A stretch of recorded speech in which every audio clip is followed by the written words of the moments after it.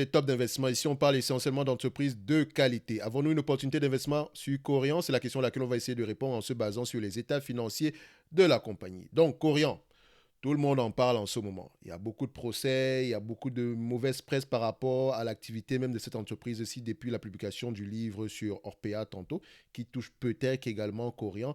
Donc à la fin de la journée, le marché, actuellement, il ne fait pas bon d'être investi sur Corian. Donc ici, nous, on va essayer de faire parler les chiffres pour essayer de voir si au prix actuel, Corian pourrait représenter une opportunité d'investissement. Donc ici, nos canalistes va se baser ici, premièrement, on va le faire en moins de 10 minutes. Et deuxièmement, ici, on va se baser sur le revenu, la croissance du revenu, la dette nette, le PER moyen, le nombre d'actions, ainsi que les free cash flow et qualitatifs et la qualité du dividende si dividende il y a. Donc, vu qu'on cherche ici la dette nette et qu'on est déjà sur Yahoo Finance, donc je vais directement ici sur Financial pour essayer de rechercher la dette nette. Donc, quand je viens ici, je vous ai toujours montré que la dette nette ici, vous allez faire valeur d'entreprise moins capitalisation boursière. D'accord? Si on fait la différence, ici, ça nous donne à peu près 7 milliards en termes de dette nette. D'accord? Mais il faut toujours vérifier cette information-là en allant dans les bilans financiers. Parce que, attention, on peut vous mettre n'importe quoi au niveau de la dette nette. Surtout dans le cas de Corian présentement, il peut y avoir certaines différences. Donc, on va le voir tantôt tout à l'heure. Donc, on a 7 milliards de dette nette. D'accord? Encore une fois, en faisant valeur d'entreprise sur EBITDA. Donc, ensuite, vous allez au niveau du revenu. Ici, on recherche la stabilité ou la croissance des revenus. Donc ici, on va au niveau du revenu. On se rend compte ici qu'on a une croissance des revenus sur les 10 dernières années. Quand on regarde ici la croissance, voilà, le volume de croissance ici est très élevé. 15% sur les 10 dernières années, 6% sur les 5 dernières, 7% sur les 3 dernières. Donc la croissance tend à décélérer, mais croissance est là. D'accord? Donc pour notre croissance ici, je prends 5% de croissance avec les problèmes actuels, etc. Il pourra avoir un ralentissement au niveau de la croissance. Ça ne veut pas dire qu'on ne peut pas aller aux alentours de 10%. De toutes les façons, tout ce que je prends ici doit être voilà, interrogé également. Vous devez interroger les chiffres en lisant les rapports financiers, d'accord? Il ne faut juste pas prendre le 5%, se dire OK, il est à 10, 5%. Non, vous devez lire pourquoi est-ce que le management pense qu'il y aura croissance de tel ou tel pourcentage sur les 5 ou 2, 3, 4 prochaines années. D'accord? Donc, ici, on va prendre 5% de croissance. Donc, en termes d'aujourd'hui, le revenu est aux alentours de 4 milliards 153 millions. Donc, par rapport à décembre 2021, donc on va prendre 4 milliards 153 millions. Parfait. Le PER moyen, je vous ai dit ici, quand vous venez, on va regarder la description de la compagnie, c'est quelle industrie, le secteur, c'est le secteur de la santé, le sous-secteur, c'est Medical Care Facility. Donc, je viens ici sur Guru Focus. Je vais directement à European, vu que c'est une compagnie européenne. Donc, je vais ici à Healthcare et Healthcare Provider Services. Donc, ici, je peux voir Medical Care Facility. Donc, dans son groupe, vous allez voir que vous allez retrouver Corian, Fraser News et Orpea également est là. Donc voilà à peu près ses concurrents, d'accord? Ils ne font pas exactement la même chose, mais voilà à peu près ses concurrents. Donc ici, on va regarder les PER moyennes dans cette industrie-là. Je parle de la moyenne, je ne parle pas des PER actuels. Vous voyez qu'ils ont tendance à baisser. Donc l'industrie en général et en termes de PER est en décroissance. Donc ici, on recherche la moyenne, d'accord? Donc, si on recherche la moyenne, on va se dire que la moyenne sur une longue période de temps, on va se dire que l'entreprise, ces entreprises ont l'habitude de s'échanger à peu près à des PER supérieurs ou égales à 20. Donc, je prends une moyenne ici de 20, d'accord? Je ne cherche pas à avoir précisément raison, mais le moins tort possible. Mais ici, on remarque que le PER ici, c'est par rapport à 2014. Donc, pour moi, c'est pas assez robuste. J'aime reprendre des PER sur une longue période de temps, d'accord? Mais 20, c'est tout à fait correct pour ce genre d'industrie-ci. D'accord? Donc, on peut également ici regarder par rapport à la valeur d'entreprise sur EBITDA. Vous voyez que la moyenne est aux alentours de 8, mais ça, c'est par rapport à la moyenne actuellement. Donc, est-ce qu'on peut se dire que c'est 8 serait la moyenne en date d'aujourd'hui? Donc, moi, je ne prendrai pas la valeur d'entreprise sur EBITDA parce que dans l'EBITDA, ici, on peut mettre tout et n'importe quoi. Donc, je vais prendre ici le PER. Donc, ici, on va prendre 20. Ça reste très, très optimiste. D'aucuns peuvent prendre des PER moins élevés. Mais attention, plus les taux d'intérêt augmentent, les PER auront également tendance à diminuer. Donc, uniquement les bonnes entreprises dans ce secteur d'activité peuvent mériter des PER de 20. D'accord? Faites très attention. Pour le nombre d'actions ici aujourd'hui, on va se dire que Corian ici, est-ce que Corian augmente son nombre d'actions ici ou bien le diminue? On voit ici que le nombre d'actions augmente. Je n'aime pas le nombre d'actions. Je n'aime pas quand l'entreprise dilue ses actionnaires. Ça veut dire que pour générer de la croissance ici, Corian a l'habitude également soit voilà, ils émettent de nouvelles actions pour financer la croissance. Il faut également voir, c'est bien de voir de la croissance ici, mais cette croissance-là, elle est quoi? Organique ou bien elle est liée à des acquisitions. Donc ici, on peut voir que Corian, c'est un mélange des deux, organique et acquisition. Donc quand je viens ici, je peux voir qu'on effectue des acquisitions ici chaque année, dont certains sont plus élevés que d'autres. C'est une bonne chose, mais quand on fait une croissance par acquisition, on a souvent tendance à trop payer. Attention. Donc, Je vois ici que pour financer, par exemple, l'acquisition ici, ils ont émis à peu près 6 milliards, 641 millions de dollars, millions d'euros pour les actions. Donc, à la fin de la journée, c'est pas bon. Je n'aime pas voir ce genre de choses. Mais parfois, ça peut être utile pour générer de la croissance. Donc, il faut faire attention ici. Le management doit être qualitatif également. Donc, vous ne pouvez pas le savoir si vous ne lisez pas les rapports financiers, si vous n'avez pas une connaissance générale de l'entreprise. Donc, ici, nombre d'actions, c'est 122 millions. D'accord. On n'a aucune garantie que ça ne pourra pas continuer à augmenter parce que depuis au moins 5 années, ça augmente. 95, 96, 98, 106, 122. Il n'y a pas de certitude que ça n'augmente pas. Donc ici, on va prendre 122 et déjà, c'est assez optimiste. Donc au niveau des free cash flow. Alors, quelle est la moyenne des free cash flow ici? Je vois ici, je vais d'abord prendre la moyenne de la marge nette. Je vois ici qu'au niveau de la marge nette, voilà, à peu près 2%, 2%, 2,5%, 4%, 5%, 3%, 3%, 2,28%. Donc à peu près sur les 5 dernières années, on a à peu près 3% pour les marges. Et pour les free cash flow, donc au niveau des free cash flow ici, qu'est-ce qu'on observe? 4%, 6%, 4%, 4%, 6%, 3%, 11, 7, 7. Donc, on va se dire qu'on a des free cash flow à peu près aux alentours de 6% par là. Attention, c'est bien de voir ceci comme ça, mais il faudrait aller creuser. Pourquoi est-ce que les free cash flow sont plus élevés que les marges nettes? Dans la situation actuelle, je ne sais pas si les marges des nets vont avoir tendance à se contracter ou bien les marges de free cash flow vont également avoir tendance à se contracter. Moi, je ne suis pas à l'aise à prendre des free cash flow aux alentours de voilà, 6% par là. Donc, on va couper la poire en deux. Je prends 5% en termes de free cash flow. Mais attention, vous devez lire les rapports financiers pour avoir une idée générale. D'accord? Il ne faut juste pas prendre le 5% en moyenne en regardant des chiffres. Non, il faut faire parler ces chiffres. Donc ici, on va prendre 5%, d'accord, pour les free cash flow. Donc on a toutes nos informations nécessaires. Maintenant, qu'est-ce qu'on va faire? Ici, c'est PER, ici, c'est free cash flow. Donc ici, on a pris des PER de 20, d'accord? Donc on va juste faire deux hypothèses, l'hypothèse avec la croissance et l'hypothèse sans croissance. Donc ici, on va mettre 0 parce que ce n'est pas important. D'accord? Donc, si on a 5% ici, on a un revenu à peu près ici de 4 milliards 153. Donc si on prend 4 milliards 153, 5% de 4 milliards 153, ça donne combien? Ça donne ici 207 millions. Donc on va mettre 208 millions ici, donc arrondi à 208 millions. D'accord? Vous remarquez ici que si on fait 20 fois les bénéfices mutués par 208 millions, moins la dette nette qui est aux alentours de 7 milliards, on a zéro. Donc l'entreprise appartient à ses créanciers. Donc théoriquement, ça ne vaut presque rien du tout. D'accord? Donc, si vous investissez ici, techniquement, si l'entreprise, voilà, la majeure partie de votre argent va pour repayer la dette. Donc, ce n'est pas une entreprise qui est stable financièrement. D'accord? Ça ne veut pas dire qu'elle vaut zéro en date d'aujourd'hui. Ça veut juste dire que si vous voulez l'évaluer, vous devez passer par exemple à la valeur de ses actifs ici. Donc, si on fait bêtement le calcul ici en prenant en considération la valeur d'entreprise par rapport, en prenant en considération le book value, donc la valeur comptable ici. Donc ici, je ne prends pas le tangible book value, mais quand je regarde juste à vue d'œil ici, on a un book value à peu près de 3 milliards 500, alors qu'on a des actifs, des goodwill, donc des actifs intangibles de l'ordre de 3 milliards. Donc en fait, ça ne vaut presque rien du tout. Donc ici, faites attention, l'entreprise appartient à ses créanciers. Mais on va y revenir. Je vais vous expliquer quelque chose. Maintenant, si on prend en considération la croissance des revenus, d'accord, la croissance des revenus, on a ici un revenu de 4 milliards 153. Si on a une croissance des revenus de 1,5% sur les 5 prochaines années, ça revient ici avec une croissance, ça revient ici à multiplier par 1,28, donc ça revient ici à 6 milliards 614 en 2026. Si on prend ici 5% de ce montant-là, d'accord, on considère qu'on garde l'action jusqu'à cette période-là, on prend 5% ici de marge bénéficiaire, ça fait ici 330 millions, donc ici on va se dire 331 millions d'euros. Donc on va mettre ici 331 millions d'euros, donc 3, 3, 3, 1. Qu'est-ce que ça nous donne ici? Voilà, si on prend en face 20 fois les bénéfices, moins la dette nette ici, ça fait également 0. Donc l'entreprise appartient toujours à ses créanciers, même quand il y a la dette. Ok, donc on se dirait ici, techniquement, celui qui investit dans Corian est à peu près fou. Mais, je vais ajouter quelque chose. Ici, faites attention à la dette. C'est également pour ça que je vais vous dire, Germain, de faire attention aux agrégateurs ou aux éléments financiers que vous avez, par exemple, sur Yahoo Finance, Zone Bourse ou bien sur une autre plateforme. Il faut toujours aller regarder les rapports financiers et interroger ces chiffres-là. Chaque chiffre doit être interrogé. Le revenu, je l'interroge. La marge, je l'interroge la marge. La dette nette, je vais l'interroger également. Je ne prends juste pas la dette nette qui est proposée sur Yahoo Finance. Quoique, si on va sur Yahoo Finance, en faisant valeur d'entreprise sur capitalisation boursière, on a 7 milliards. Mais si on va regarder ici au niveau de Financial, au niveau de Balance Sheet, vous allez remarquer ici que la dette nette ici, voilà. Yahoo Finance vous donne la dette nette et ils vous disent que la dette nette est aux alentours de 3 milliards 227. D'accord? 3 milliards 227. Pourquoi?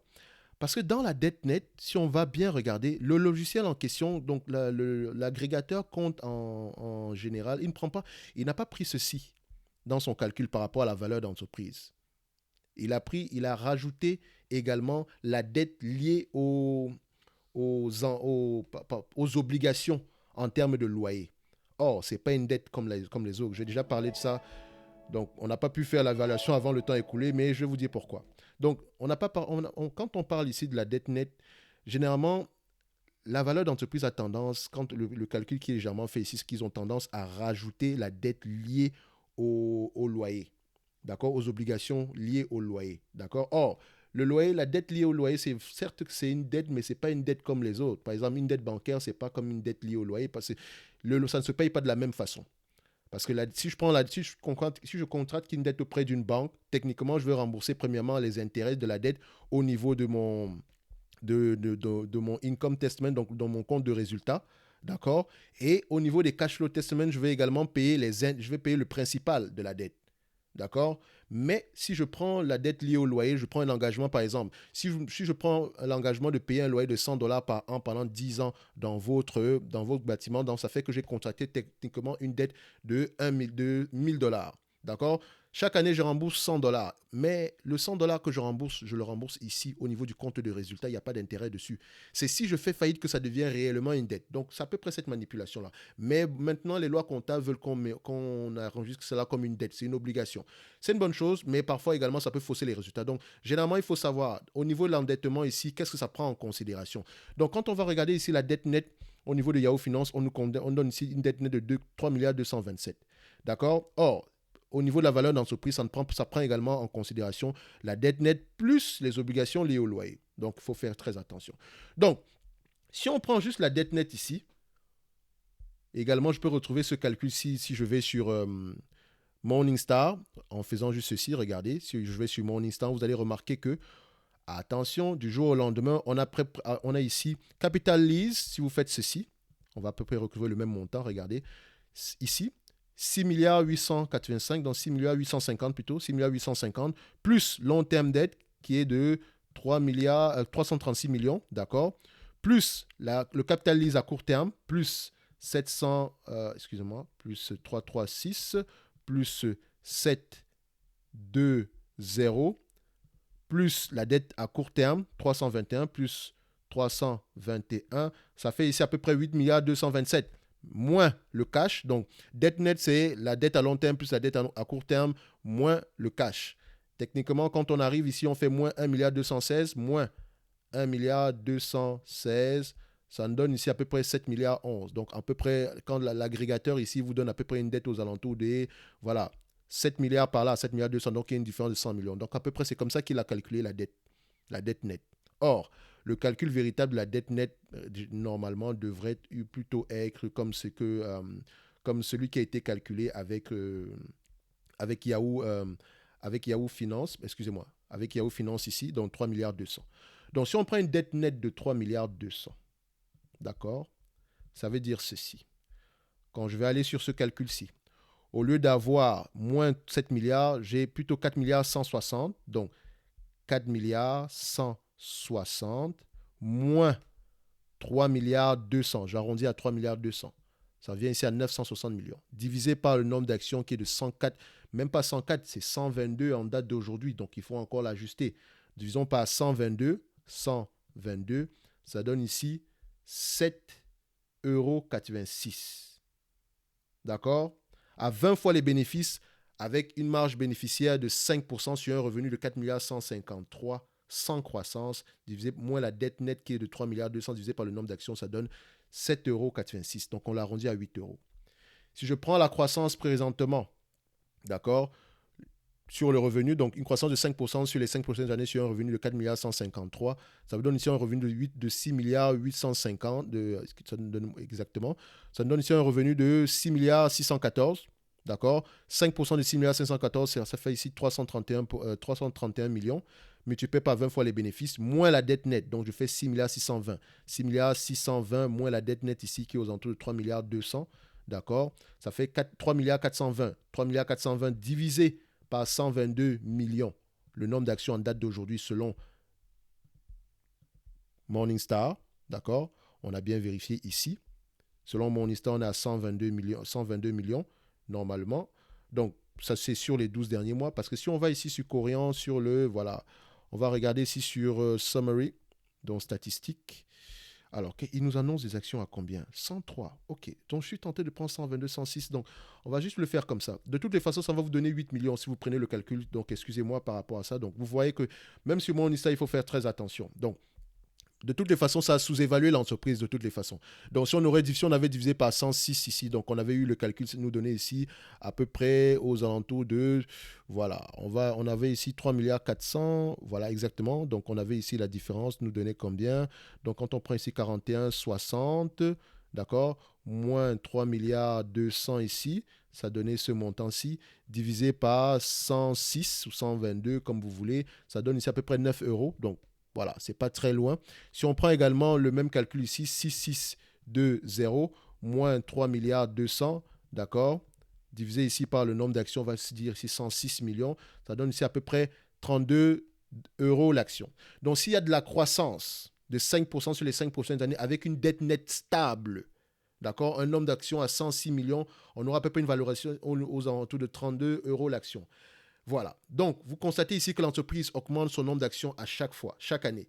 Et la croissance ici est à la fois organique et inorganique. D'accord? Donc, elle fait des acquisitions généralement. Et faire des acquisitions, ça veut dire qu'elle prend de la dette et elle émet de nouvelles actions. Donc, on ne peut pas garantir qu'on aurait une dette nette à peu près stable. C'est-à-dire qu'en date d'aujourd'hui, je dirais que cette entreprise, voilà, le prix actuel, ça ne représente pas une opportunité d'investissement. Si on prend également en considération qu'il y a énormément de nuages gris à l'horizon, d'accord? Donc, il pourrait également avoir comment on appelle ça? Il pourrait également avoir une pression au niveau des marges de manière temporaire. Mais ça, c'est sur les chiffres. Donc, pour investir avec conviction ici, lisez vos rapports financiers. Moi, personnellement, cette entreprise ne pourrait pas m'intéresser avant à peu près les 10 euros par là. D'accord? Donc, je saurais qu'au niveau des 10 euros, c'est que si je l'achète, c'est par rapport à la croissance future. Idéalement, même à 5, ça serait parfait. Mais dans tous les cas de figure, attention, ceci, c'est uniquement des chiffres. D'accord? Il faut faire parler ces chiffres. Peut-être qu'Orient a une stratégie d'investissement à long terme. Ils ont une stratégie, par exemple, peut-être qu'ils pourraient, voilà, s'ils possèdent des bâtiments, ils pourraient peut-être les revendre pour repayer la dette. D'accord? Ils ont peut-être, voilà, de grandes chances d'avoir des marges bénéficiaires de 5% par là, de 10% ou de 20%. Attention, il faut lire les résultats. Ici, moi, si je me limite aux chiffres et par rapport à l'environnement actuel, je suis très pessimiste par rapport à cette compagnie. Je suis très pessimiste. Mais je suis pessimiste parce que je n'ai même pas encore lu les rapports financiers. Si moi j'ai lu les rapports financiers et que voilà, ça peut changer beaucoup de choses en lisant les rapports financiers. Si voilà, si on se dit que l'environnement ici, la taille du marché est grande, d'accord? Les concurrents, c'est sûr qu'il y a une mauvaise presse présentement, mais est-ce qu'on est indispensable au niveau de l'économie, d'accord? Est-ce qu'il y a une pression au niveau de la baisse? Comment est-ce que l'inflation va nous affecter? Est-ce que l'inflation des consommables va également nous permettre d'augmenter le prix par rapport à nos résidents? Donc, voilà des questions qu'il faut poser, mais il faut lire. Il faut lire, il faut lire. D'accord? Donc ici, pour moi, Corian n'est pas une opportunité d'investissement. Quand bien même on avait évalué Corian, voilà, en situation correcte, sans presse, voilà, sans nuage noir à l'horizon, et qu'on l'avait peut-être évalué par rapport à la croissance, ici on avait se dit que ça vaut 32 euros l'action. Je ne l'allais pas l'acheter à 32 euros. Je vous ai toujours dit, gardez au moins une marge de sécurité grande. Donc 50% c'est la moyenne ici. Donc on allait l'acheter aux alentours des 16 euros. Et entre-temps, entre le moment où l'action cotait à 16 euros et entre le moment où l'action cotait à 32 euros et le moment où il coûte 16 euros aujourd'hui, il y a beaucoup de développement. Il y a beaucoup de nouvelles choses il y a beaucoup de choses qui sont arrivées présentement sur les marchés. Il y a beaucoup de choses qui pourraient nous amener à réduire cet objectif-là. C'est la raison pour laquelle il faut toujours avoir une marge de sécurité. Si ça vaut 32, j'achète à moins que ça. J'achète à 50%. Ça veut dire qu'entre le moment où l'action qui vaut 32 théoriquement va coter à, disons, à 16 euros en date d'aujourd'hui, il y a beaucoup de choses qui arrivent parce qu'une action baisse toujours pour une raison particulière. D'accord? Donc maintenant, à l'horizon, ça veut dire que, OK, il y a beaucoup de choses, il y a des plaintes au niveau de Corian, le business model peut-être est questionnable. Donc, est-ce que maintenant, les clients, Est-ce qu'ils vont s'envoler ailleurs? Est-ce qu'ils vont aller ailleurs? Est-ce que le gouvernement va mettre l'œil dessus? Est-ce que ça va réduire les marges? Donc, il y a beaucoup de questions. Il y a beaucoup de est-ce que. Et il faut répondre à ces questions-là. D'accord? Donc, c'est un dossier assez compliqué si on se limite uniquement aux chiffres. Il faut lire. Il faut avoir une vue générale. Il faut avoir une vue d'ensemble. Quelqu'un qui est informé sur l'industrie va vous dire que, attention, voilà la population ici. Voilà la taille du marché. Le gouvernement n'a pas le choix que de le faire parce que, à la fin de la journée, s'ils le font d'eux-mêmes, si le gouvernement offre les mêmes services qu'au Corian, ça va coûter plus cher. Donc, Corian est plus efficace. Donc, à la fin de la journée, est-ce que Corian maintenant pourrait faire, qu'est-ce que Corian pourrait faire pour améliorer son image au niveau du public? Donc, voilà des questions qu'il faut poser. Et il faut lire les rapports financiers pour ça. Et si vous avez toujours des doutes, mais que bon, ça vous semble toujours sous-évalué, là, ça va se jouer au niveau de la pondération. C'est-à-dire que quel est le pourcentage que je vais mettre au niveau de Corian tout en sachant qu'il y a beaucoup de nuages gris à l'horizon. Mais voilà, j'ai foi à l'industrie. La taille du marché est grande, on aura besoin de ça, la population vieillit, etc. Voilà, je ne vais pas mettre 10% de mon capital sur Corian. Je vais peut-être mettre 1%, 2% par là. D'accord? Mais je sais que, voilà, je ne m'attends pas à grand-chose. D'accord? Donc, ce qui veut dire que quand on revient maintenant ici à questionner le dividende même de l'entreprise, heureusement qu'ils l'ont déjà coupé ici parce que moi, je vous dirais directement que ce dividende-là n'est pas safe parce que l'entreprise est très endettée. D'accord? Si on prend juste la dette nette ici, donc la dette nette ici divisée par l'EBITDA, donc on avait une dette nette aux alentours des 300, voilà, on s'était dit 3 milliards 200. Si on divise par rapport à l'EBITDA ici qui est à peu près de 900 millions, on va se dire que c'est aux alentours des 3 fois. Donc c'est correct, mais qu'est-ce qu'on comptabilise ici dans l'EBITDA? Qu'est-ce qui rentre ici dans l'EBITDA?